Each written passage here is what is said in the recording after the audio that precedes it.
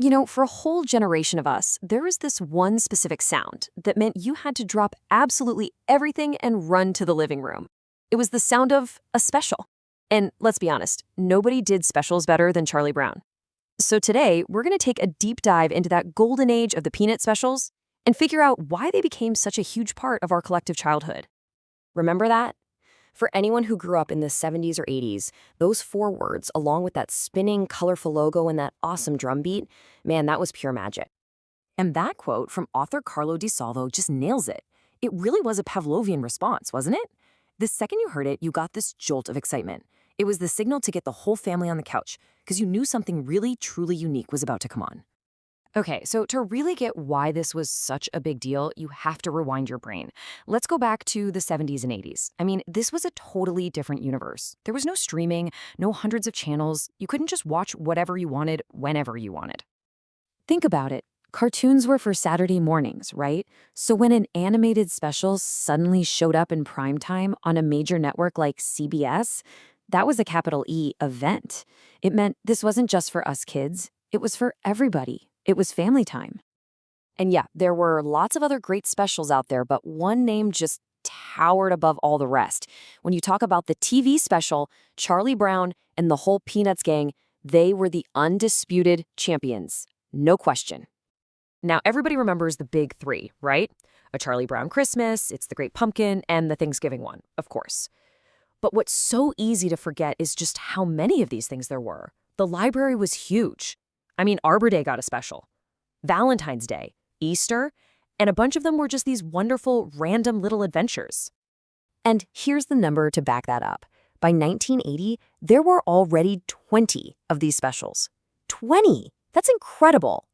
The Peanuts TV empire just exploded, and they became this constant, comforting presence in pretty much every home in America. So that brings us right to the heart of what we're talking about today.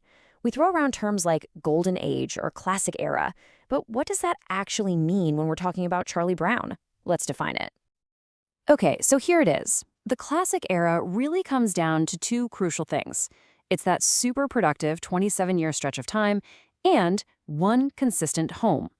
Every single one of those first 35 specials, they all premiered on CBS. And that consistency is exactly what turned it into a tradition.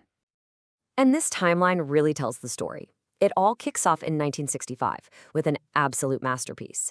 Fast forward 10 years, and by the time our source author was even born, it was already this massive franchise. And then you see it as a very clear bookend in 1992, with the very last special to debut on its original home, CBS. And that difference is so important. The classic era was stable, it was predictable. You knew exactly where and when you could find Charlie Brown. But after 92, things got a little more sporadic. The media world started to break apart, and the specials began hopping between different channels before eventually landing on streaming. That reliable, shared experience we all had, it started to fade. But wait, it wasn't just on TV. The gang's popularity was so massive, it was only a matter of time before they hit the big screen. During this same classic era, Charlie Brown and Snoopy became legitimate movie stars. And oh man, these movies, they could pack an emotional wallop. This quote about Snoopy Come Home is hilarious, but it's also 100% accurate. If you've seen that movie, you know what I'm talking about. These films weren't afraid to go there to talk about loss and friendship in a way that just stuck with you. So between 1969 and 1980, you get 4 full-length movies in theaters. But for a lot of us, we saw them later on TV, and honestly, the line between a movie and a special got pretty blurry. They just felt like extra long, extra epic specials that we got to watch again and again.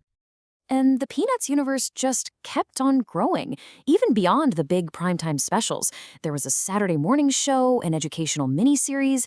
It seriously felt like Peanuts was just everywhere. It was a fundamental piece of the cultural wallpaper. So, how did this amazing tradition that was built on appointment television, how did it evolve from those nights on CBS to where we are today? Let's map out that journey. You can really break it down into 3 distinct phases. First, you've got the foundation being laid on CBS, which turns these things into national events. Then, you see that tradition start to fracture as they move around from channel to channel, losing that one central home. And now, today, it's found a new life in the streaming age, with Apple TV Plus making brand new specials for a whole new generation. And that really brings us to the big takeaway here. the magic of that golden age. The reason it felt so incredibly special wasn't just about the great stories or the charming animation. It was about the shared experience, the ritual.